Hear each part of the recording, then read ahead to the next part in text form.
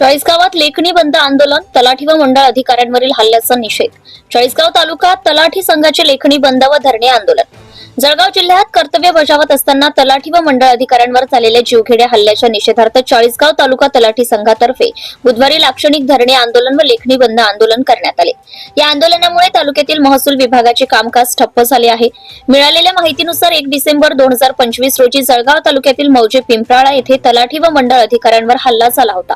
त्यानंतर 5 डिसेंबर 2025 रोजी अमळनेर तालुक्यातील मौजे मांडळ येथेही अशाच प्रकारची घटना घडली.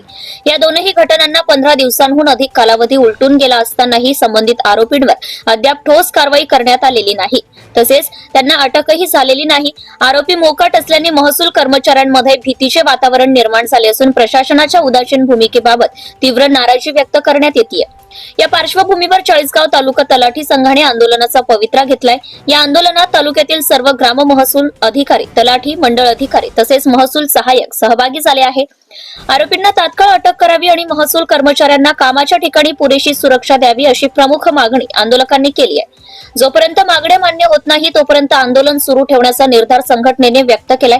दरम्यान शासनाने या प्रकरणाची गंभीर दखल घेऊन तात्काळ कारवाई करावी अशी मागणी आंदोलकांकडून करण्यात येते. ब्युरो रिपोर्ट मुराद पटेल. आज चाळीसगाव तलाठी संघटनेच्या वतीने आज आम्ही सर्व चाळीसगाव तालुक्यातील तलाठी मंडळ अधिकारी येथे जमलेलो आहोत. ते लाक्षणिक धरणे आंदोलनासाठी आम्ही इथे जमलेलो आहोत.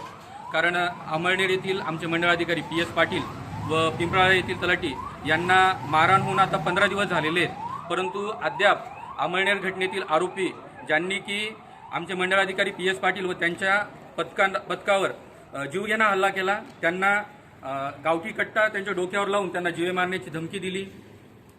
त्या पथकातील जे तलाठी बांधव होते त्यांना त्यांनी मारहाण केली. सदर घटनेमध्ये जे आरोपी होते ते 15 दिवस होऊन देखील अद्याप मोकाट फिरत आहेत. पोलीस विभागाकडून अजूनही 3 आरोपी व्यतिरिक्त जे उर्वरित 12 आरोपी होते त्यांना अटक झालेली नाही. जोपर्यंत अमळनेर घटनेतील आरोपींना अटक होत नाही तोपर्यंत जळगाव जिल्हा संघटना व पर्यायी चाळीसगाव तलाठी संघटना कामबंद आंदोलन चालू ठेवणार आहे.